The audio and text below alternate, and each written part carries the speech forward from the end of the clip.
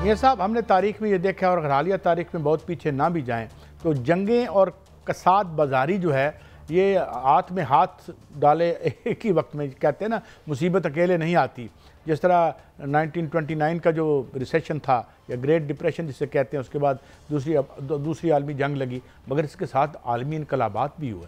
यानी इन्हीं अदवार में हमने देखा कि जो बड़े इनकलाबात हुए वो पहली जंग अजीम के बाद हुए। 1914 वाली जो जंग अजीम थी, उसके बाद हमने सोवियत रेवोल्यूशन देखा और बहुत सी हमने तहरीकें फूटती हुई देखी, क्योंकि लोग फिर अल्टरनेटिव्स के लिए भागते हैं और देखते हैं।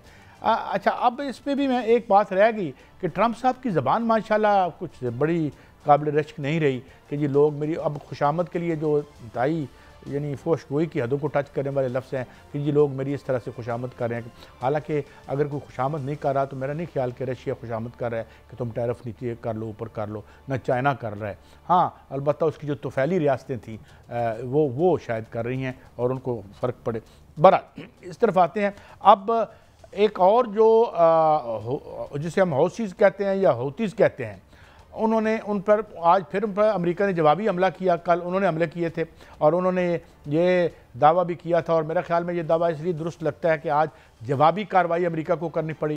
और वो जो उन्होंने तल अवीव में एक मिलिट्री टारगेट को स्ट्राइक किया था, अब वो ये कह रहे हैं, हौतीज़ ये कह रहे हैं, ये नेतान्याहू साहब की खबर है, Netanyahu urges Trump to blow up Iran's nuclear facilities. You know what crazy people have come on the hem of affairs। यानी इसका दिमाग ख़राब है। मुझे ये बताएं कि यानी इसमें किसी की फतह नहीं है। ये इसकी जो जिसे आप न्यूक्लियर विंटर कहते हैं, यानी ये भी मनाज़िर में आपकी खिदमत में अर्ज़ कर दूं, किसी किस्म का हादसाती या शऊरी हमला जो है उसके बाद ये सियारा लिवेबल ही नहीं रहेगा, जिसे कहते हैं ना इनहेबिटेबल हो जाएगा। इस पर कोई नहीं रह सकेगा, कोई इजरायली भी यहाँ नहीं रह सकेगा। बल्कि इस किस्म के वाक़यात में कहा जाता है कि सबसे खुश नसीब लोग वो होते हैं जो न्यूक्लियर हमले में सबसे पहले मर जाते हैं, जिस तरह नागासाकी में हुआ, जिस तरह हिरोशिमा में हुआ। अनफॉर्चुनेटली आई हैव टू से द लकीएस्ट पीपल वो थे जो इस पहले हमले और पहले धमाके में मारे गए थे। यानी इसकी जो इतना हॉरेबल है कि अगर एक और दूर तक अगर आप पर डायरेक्ट असरात नहीं भी आते तो सिर्फ लाइट इतनी होती है कि अगर आपने आंखें बंद कर रखी हों तो आपकी बिनाई चली जाती है। And then the misery follows, बीमारियां, स्किन डिजीज़, ये पेरिफेरी के लोग हैं, ये दूर के लोग हैं। अच्छा, फिर उसके बाद जिस तरीके से बताया गया कि ईरान की न्यूक्लियर फैसिलिटीज़ अगर आप तबाह करते हैं तो ये पूरा रीजन जो है और इस रीजन का जितना पानी है ये काबिल इस्तेमाल नहीं रहेगा, ये कतर के वज़ीर आज़म ने कहा है।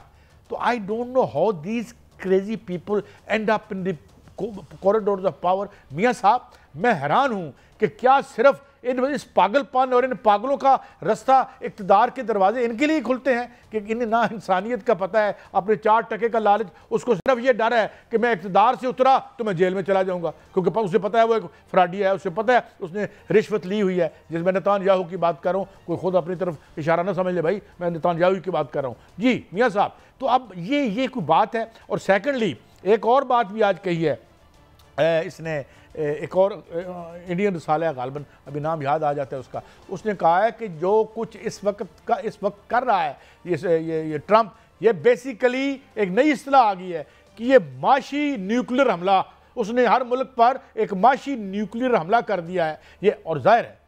अच्छा, ये अब अगर आप देखें कि your oil will not remain, Yemen makes direct threat to Saudi Arabia as US strikes targets Houthis. अच्छा, will Riyadh react to it. अच्छा, अब ये देखें, अब रेड सी है, अब रेड सी में अगर एक भी बड़ा जहाज़ जो है जो कि तेल लेके जा रहा है, अल्लाह ना करे ऐसा हो कि वो अब हिट हो जाता है, तो और ये जो सप्लाई लाइन है ये बंद हो जाती है, तो मियाँ साहब आप सोच सकते हैं दुनिया में क्या होगा और ये कसाद बाजारी क्या रंग लेके आएगी।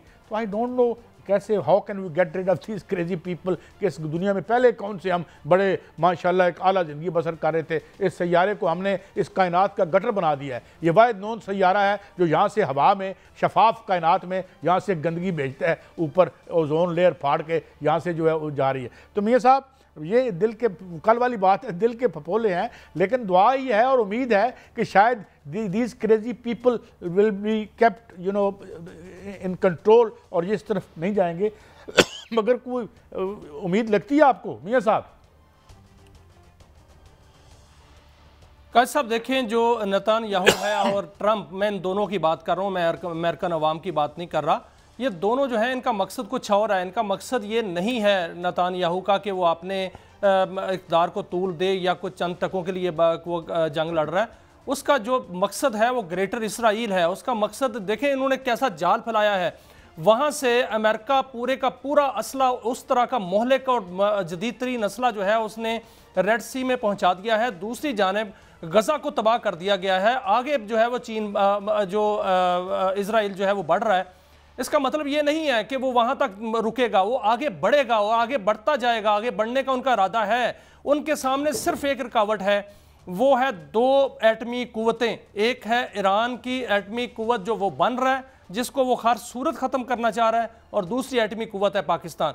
पाकिस्तान की जानिब से वो नहीं बढ़ सकता, क्योंकि यहाँ पर जो है वो उनको पता है कि अगर कोई ऐसी जसारत की तो मुंह तोड़ नहीं बल्कि इजराइल ख़त्म जवाब आएगा। तो फिर इसलिए वो ईरान के हर सूरत जो है वो उस असले को ख़त्म करना चाहता है जो कि वो उनके मुताबिक कि वो उनके पास एटमी असला है। वो हर सूरत उसको इसलिए ख़त्म करना चाहता है कि अगर ईरान के पास ये चीज़ें मौजूद होंगी तो उसको कोई भी इस्तेमाल कर सकता है। यमन भी इस्तेमाल हौती जो है इस्तेमाल कर सकते हैं, ईरान कहीं भी इस्तेमाल कर सकता है। तो इसलिए वो चाह रहा है कि इसको बिल्कुल असला लेस बनाकर जो है वो अपने मकासद पूरे करे। वो गज़ा की पट्टी पे आएगा, इसमें कोई शक नहीं कि गज़ा की पट्टी पे वो जाने वाला है, वो मगरबी पट्टी पे काजी साहब। और उसके बाद जो है वो सीरिया में वो अपने हमले जो है वो बढ़ाएगा। और साथ साथ ट्रंप जो है वो इस तरफ जो उन्हें असले का डिपो बना दिया है, अगर वो वहाँ पर जो है वो कार्रवाइयाँ होती हैं तो ऑयल सप्लाई बंद हो जाती है, तो पूरी दुनिया का ऑयल जो है वो सप्लाई ख़त्म हो जाएगी। फिर पूरी दुनिया ना सिर्फ कसाद बाजारी में नहीं, यकदम जो है वो जो आप कह रहे हैं सर कि उसने तजारती एटमी हमला किया है, इसमें कोई शक नहीं कि उसने तजारती एटमी हमला किया है। लेकिन जो अमेरिकन अवाम है वो ट्रंप के साथ अब नहीं है। सिर्फ ट्रंप और नेतन्याहू का ये मंसूबा है क्योंकि हर सूरत वो कामयाब करना चाहते हैं, लेकिन वो कामयाब होता हुआ नजर नहीं आ रहा। मियां साहब मैं एक और भी प्रिडिक्शन कर दूं और तनाज़र दे दूं। गलत हो जाते हैं इंसानों के तनाज़र, क्योंकि इंसान को गैब का इल्म तो नहीं है।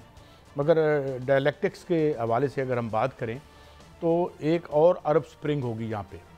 अब ये इन्होंने सीरिया किया, ये they are testing the patience of the people of Gulf या ये जो मिडल ईस्ट है। ये जितनी ये यहाँ पे ये इन हुक्मरानों को रात को इसलिए नींद भी नहीं आती कि अगर इस तरह का इन्होंने एडवेंचर किया तो यहाँ पर जो लोग बैठे हुए हैं वो फिर इस तरह करेंगे। आपको याद होगा ट्यूनिस में क्या हुआ था, वो जहाज़ में सोना शोना ले के भाग गया था अपनी एहलिया के साथ। क्या नाम था, आबदीन नाम था उसका, जैनुल आबदीन इस तरह का नाम था ना, वो जो गायब हो गए थे। जिस तरह यहाँ अफ़गानिस्तान से भागे थे, क्या नाम है उनका, जहाज़ में डॉलर लेके जो सदर थे आखिरी माशाल्लाह, जिसके बाद गनी साहब क्या नाम था उनका। बल्कि एक खबर ये भी आई थी कि कुछ डॉलरों की पेटियां नीचे छोड़नी पड़ी थी, जहाज में जगह नहीं थी। तो ये इस किस्म का सिलसिला अजीब सा चल रहा है दुनिया में। मगर ये कि एक तो बात ये है, दूसरी बात ये कि दुनिया को कब्रिस्तान बना के उसके प्लाट बना के बेचने हैं बाद में। अगर आप ये न्यूक्लियर करते, इस तरह से थ्रेट करते, जिस तरह आपने एक उस जजीरे में अपना मिलिट्री बिल्डअप कर रखा है, और ईरान को आप, और ईरान में अगर बुरा भला, अच्छा बुरा, डर्टी क्लीन एक बम पड़ा हुआ है, और आप अगर बंकर बस्टर वहाँ मारते हैं और बंकर बस्टर से एक नेचुरल डिज़ास्टर पैदा होता है, तो ये तो पूरा रीजन किधर जाएगा? आप किधर जाएंगे? आप कहाँ रहेंगे? कब्रिस्तान पे हुकूमत करनी है आपने। तो मैं ये समझता हूँ कि I think these people have abdicated the right to rule since long. These people have abdicated the right to rule. इस खूबसूरत सैयारे का इन्होंने क्या हशर कर दिया, और रोज जो है स्पिक एंड स्पैन टाइयां पहन के बंदे मार के आगे बैठ जाते हैं। अमेरिका और नेतन्याहू है वो तो हमले के लिए ट्रंप को उकसा रहा है।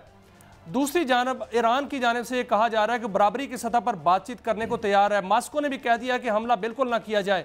आप क्या समझते हैं कि ईरान जो है वो क्या बातचीत करेगा, और वो अमेरिका की वो बात जो अमेरिका कह रहा है वो बात मान लेगा? क्या इस पर समझौता कर लेगा कि अपने न्यूक्लियर एसेट्स जो हैं उनको बिल्कुल न्यूट्रलाइज कर लेगा? मियां साहब मैं एक आपको बहुत मशहूर कोटेशन एक बड़े अजीम इंसान की सुनो अमेरिका के बारे में, जो उसने बहुत पहले पिछली सेंचुरी के आगाज़ में याद कही थी। उसने कहा था कि America is a monster with a feet of clay. ये एक ऐसा मॉन्स्टर है कि जिसके जो पाँव हैं वो मट्टी के बने हुए हैं। तो इसलिए मेरे ख्याल में इन्हों खुद भी इनको इस एडवेंचर से बाज रहना चाहिए और कोई दरमियानी रास्ता निकालना चाहिए, हमें भी को भी।